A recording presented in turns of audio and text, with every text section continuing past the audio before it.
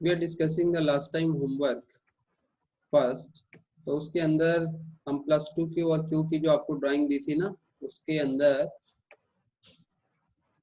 पहला पॉइंट आपको ये ध्यान में रखना था कि कहाँ पर इलेक्ट्रिक फील्ड 0 आने के चांस है।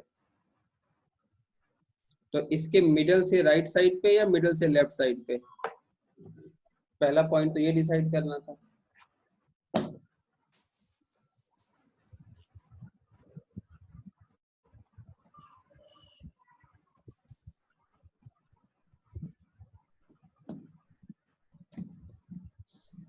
तो उस हिसाब से अगर चलते हैं हम, तो जिसका मैग्नीट्यूड ज्यादा है उसकी जो फील्ड है वो भी ज्यादा पावरफुल होगी। So that middle point should be near to +q। How many of you agree? जो इलेक्ट्रिक फील्ड 0 वाला पॉइंट है वो यहाँ होगा। So keeping in that logic in mind, you can go for such drawing in this way.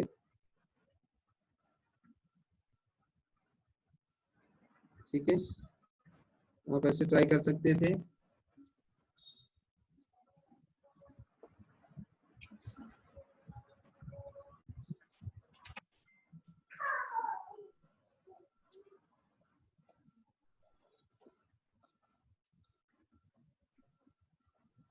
और उसके बाद आप और किस बात का ध्यान रख सकते थे?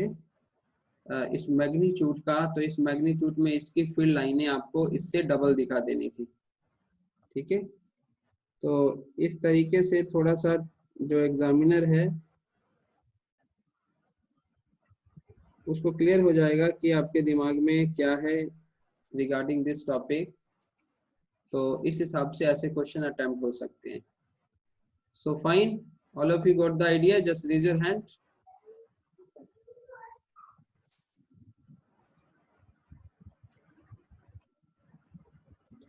दूसरा आज हम टारगेट करने वाले हैं ये हमारे नेक्स्ट टॉपिक।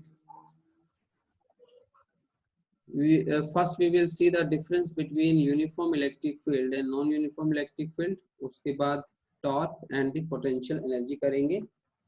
आज की क्लास में इतना ही टारगेट करेंगे और ये उससे नेक्स्ट क्लास में रहेगा। ठीक है,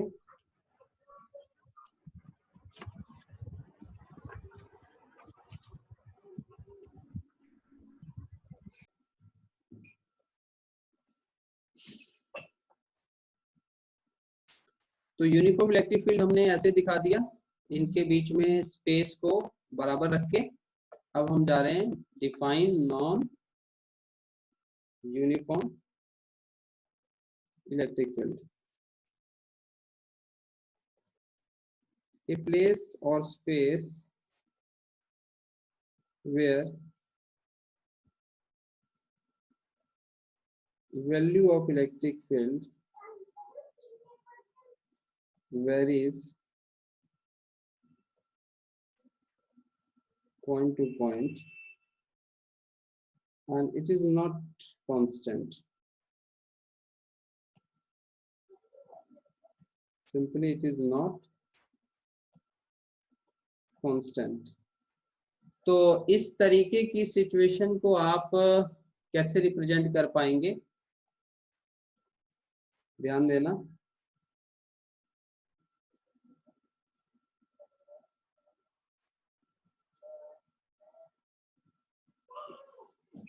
क्या आप इसे नॉन यूनिफॉर्म मानोगे? How many of you agree this represent non uniform field?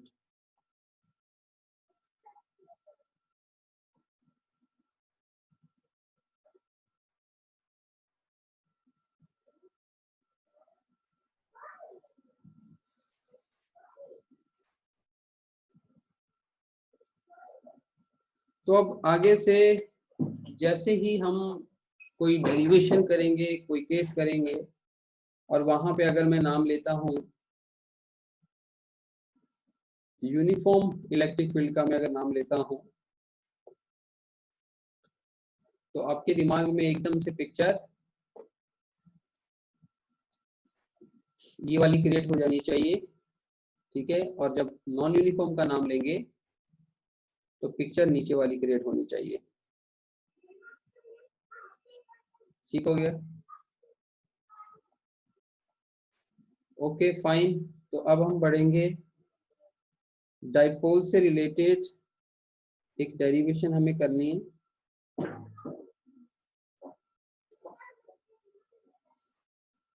The derivation is torque acting on electric dipole placed in uniform field. Remember यहाँ पे फील्ड जो है वो इलेक्ट्रिक फील्ड का ही चैप्टर चल रहा है, तो अगर मैं सिंपल यूनिफॉर्म फील्ड भी लिखूं तो आपने उसको क्या मानना है, अज्यूम क्या करना है कि इलेक्ट्रिक फील्ड की बात चल रही है। सो torque acting on electric dipole placed in uniform field का केस कैसा बनने जा रहा है?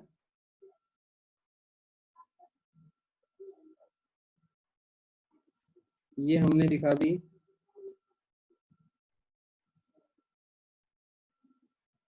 यूनिफॉर्म फील्ड, और इसके बीच में बेटा एक डाइपोल को हमने रखा। You know the meaning of the dipole. Network आज थोड़ा स्लो है तो लैगिंग आ रहा है।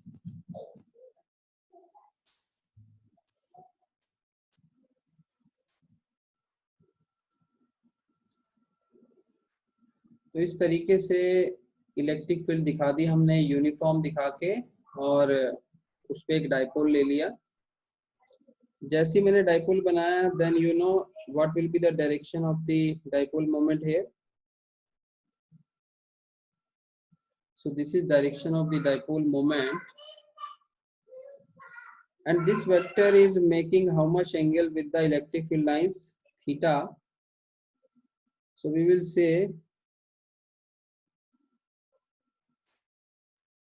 consider a dipole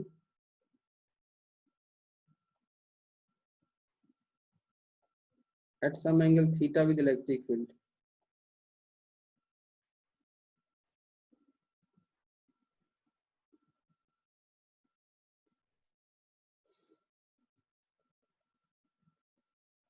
As shown in figure. अब देखो, अगर एक डाइपोल एक फील्ड में रखा जाएगा तो अब इसके साथ क्या होने वाला है? As we know, when a charge is placed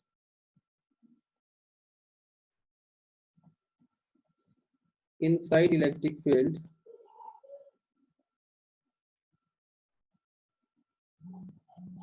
then it will experience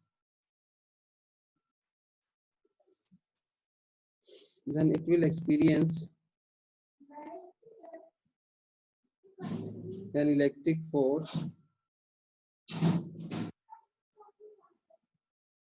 given by, और उस इलेक्ट्रिक फोर्स को हम कैसे लिख पाएंगे? इस फॉर्मूले से। How many of you remember this formula? F is QE।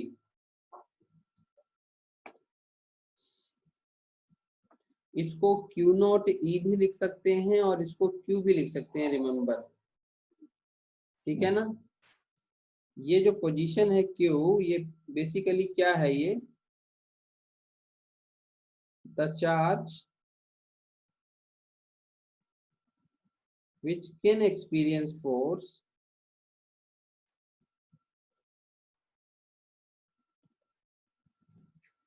due to electric field। बस सिंपल सी बात ये ध्यान में रखनी है इसको लगाते हुए। तो उस हिसाब से यहाँ पे फोर्स लग गई Q इंटू E, और नेगेटिव चार्ज पे याद रखिए, नेगेटिव पॉजिटिव पे तो फोर्स लगेगी सेम डायरेक्शन ऑफ E पे, नेगेटिव पे लगेगी ऑपोजिट डायरेक्शन ऑफ E पे। So this force becomes minus q into E vector.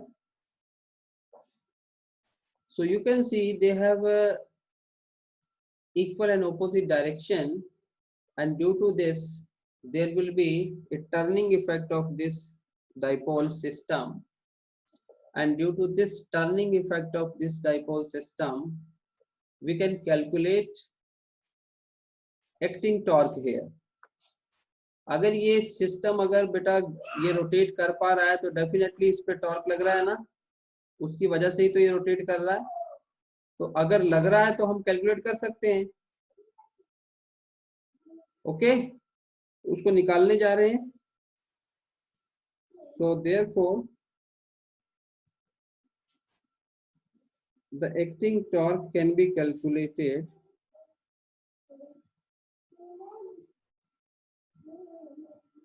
Eleventh की डेफिनेशन लगा रहा हूं मैं, that was magnitude of force multiplied perpendicular distance between forces. So what is the magnitude of the force? It is QE, और ध्यान देना perpendicular distance between forces लेना है। तो अब हम डायग्राम पे जाते हैं।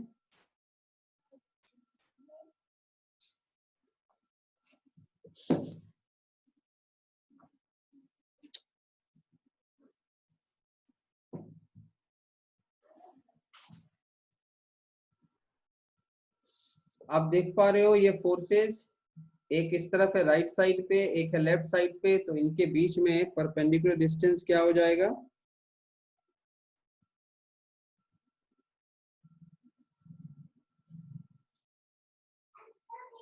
If I assume A and B, C, so this BC value represents the perpendicular distance, और डाइपोल की लेंथ को हम मान लेते हैं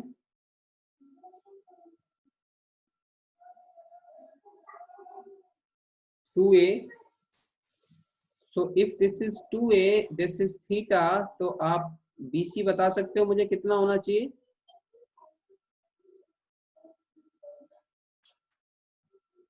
it should be 2a sin theta. तो इस परपेंडिकुलर डिस्टेंस को 2a sin थीटा को यहां रखा मैंने, और Q into 2a E sin theta, you know what is this Q into 2a? क्या होता है ये? This is dipole moment, so putting P E sin theta,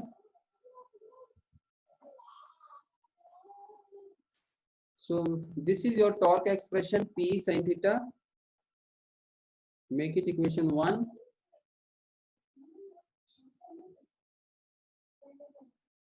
In vector form,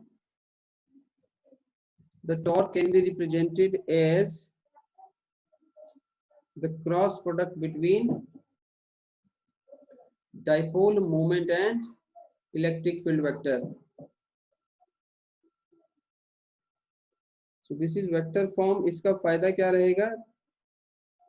The direction of torque is given by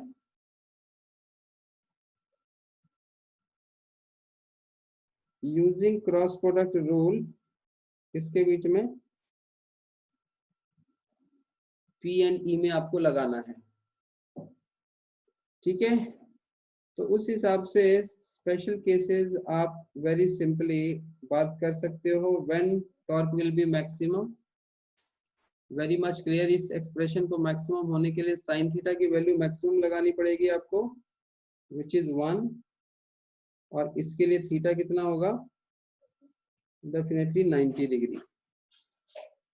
what is minimum torque?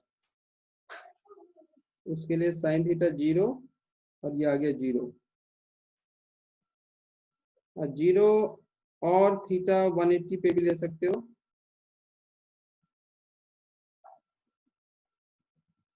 for minimum torque. ठीक है, so how many of you clear with this derivation? Raise your hand.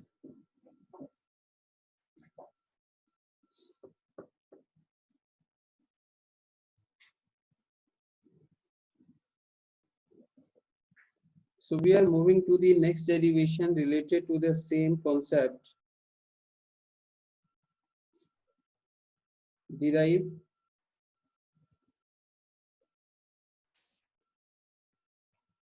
potential energy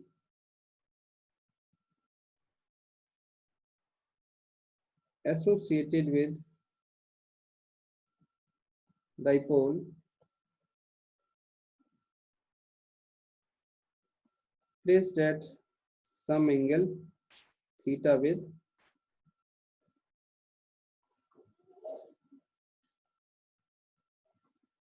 uniform electric field E.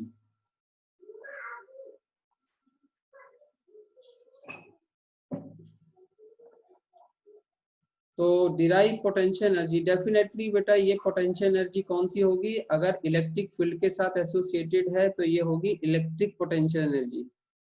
You can mark also, कौन सी वाली है ये,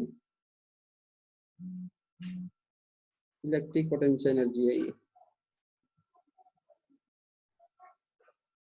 ठीक हो गया. तो इसको डिराइव यदि आपको करना है तो वही 11th की डेफिनेशन आपको लगानी पड़ेगी. हमें एक एक्सटर्नल वर्क निकालना पड़ेगा and that external work done will be associated in the form of electric potential energy. Situation लेते हैं.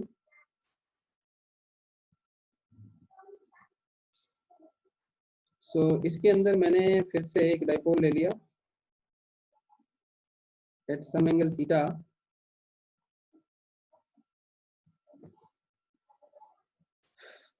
and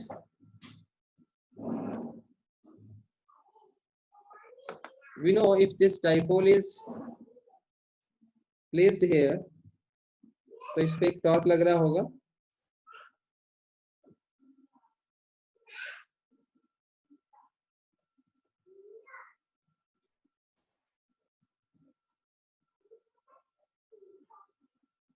Consider a dipole with acting torque is given by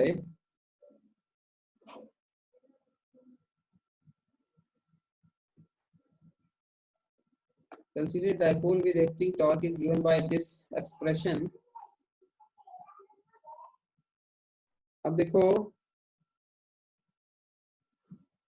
अगर इस पे ये टॉर्क लग रहा है और मुझे इसको एक छोटे से एंगल से ऑपोजिट टू एक्टिंग टॉर्क अगर मुझे रोटेट करना है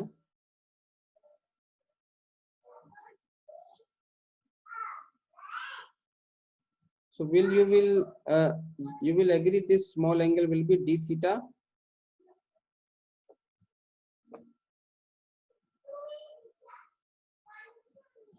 So I will write the external work required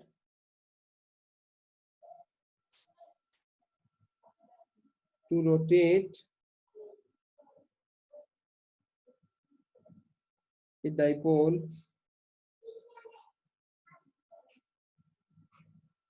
with small angle d theta. Remember, against acting torque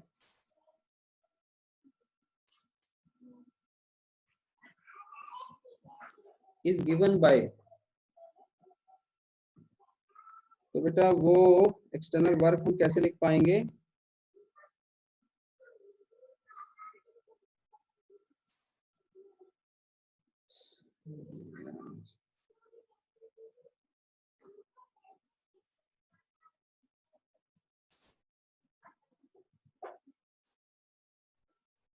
वो हम लिख पाएंगे इस फॉर्मूले से, dw is torque external d theta. Remember ये वाला टॉर्क कौन सा है, ये एक्टिंग टॉर्क है और ये एक्सटर्नल टॉर्क है वो जो इसके अगेंस्ट लगेगा।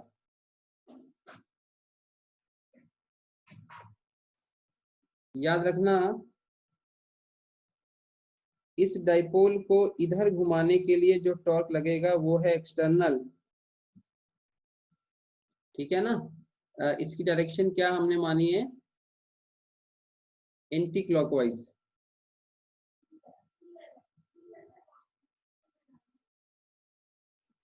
और एक्टिंग टॉर्क की डायरेक्शन क्या है,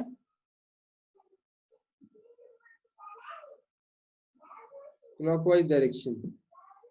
अब आप याद करिए जब भी हम एक्सटर्नल कोई भी फोर्स या टॉर्क लगाते हैं तो उसको मिनिमम में हम कितना लेते हैं, we have to take it in minimum equal to acting torque। सो आपको याद आ गया होगा 11th में हम ऐसे करते थे। So I will take the magnitude p sin theta d theta और इसको इंटीग्रेट करेंगे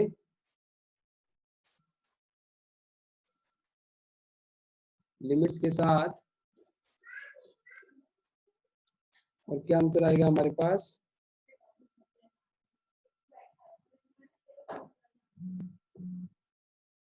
थीटा 1 से थीटा 2, वर्क डन लिमिट्स 0 से W,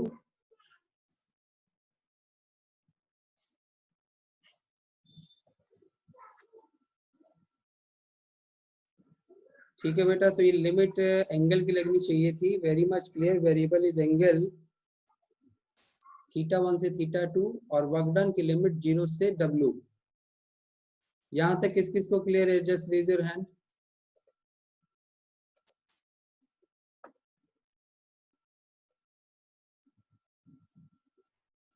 So the left side integration becomes W, right side पे constant चीजें बाहर आएंगी, P is constant here, taking outside, and what is integration of this sin theta, it is minus cos theta,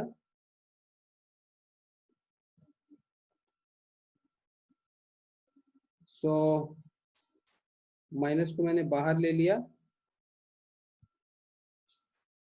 Now I will apply limits, upper minus lower,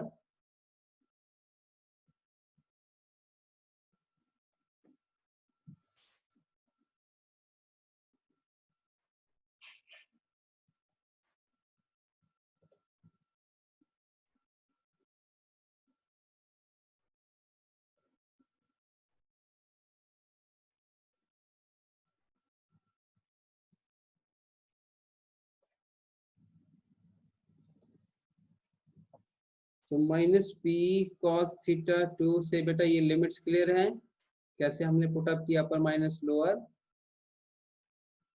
तो ये जो expression है कई बार derivations में ये भी पूछ लिया जाता है, ये क्या है ये भी आपको पता होना चाहिए। This is work done in rotating dipole, ये एक्सटर्नल वर्क है, rotating dipole from angle theta 1 two theta 2, ठीक है। इस एक्सप्रेशन को क्या कह सकते हैं, work done external in rotating dipole from angle theta 1 two theta 2।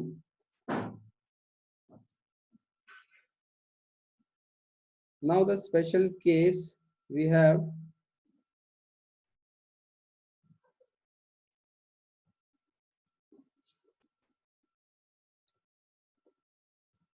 for calculating electric potential energy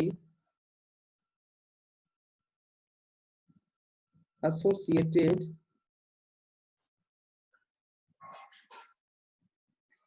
with dipole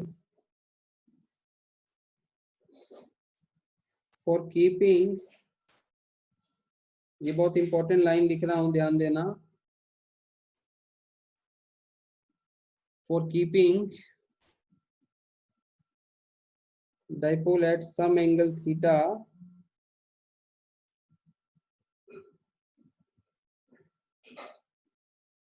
we need to put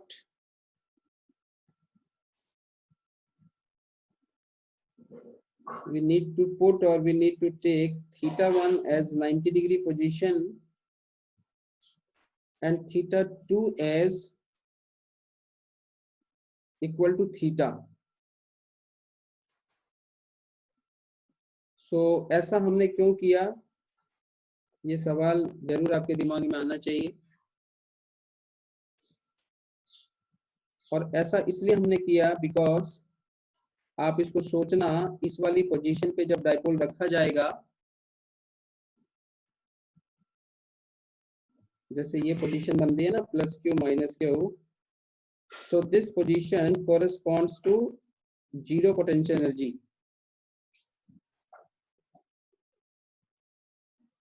ठीक है, तो जीरो पोटेंशियल एनर्जी वाली, यहाँ थीटा 90 हो गया,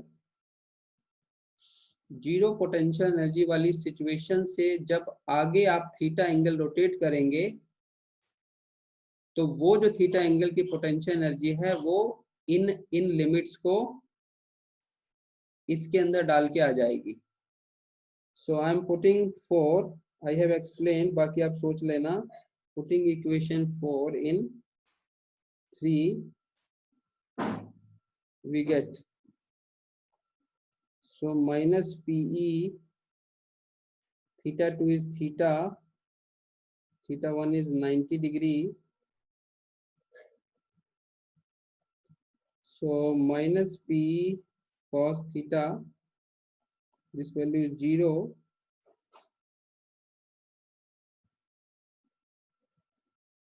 so बेटा ये वर्क डन आ चुका है, ये वर्क डन आ चुका है एक्सटर्नल, और यही वर्क डन क्या सर्व करेगा, this work done external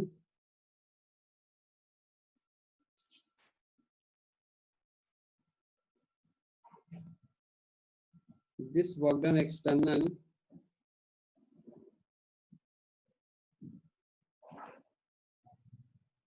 will stored as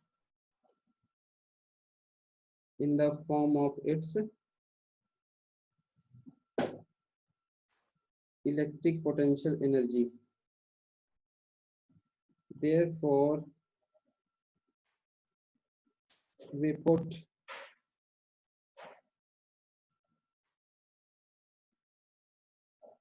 और आपको अगर याद भी हो तो अगर मैं आपको समझाऊं तो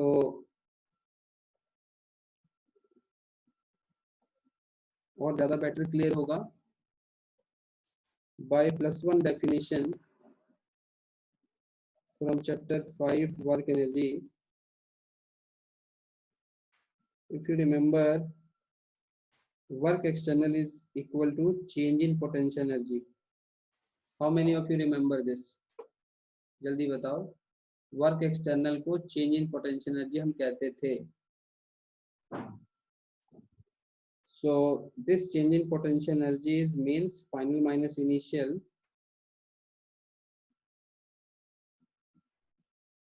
as this F will correspond to theta and this will correspond to theta 90 degree, theta 1 को 90 और थीटा 2 को थीटा लिया हमने,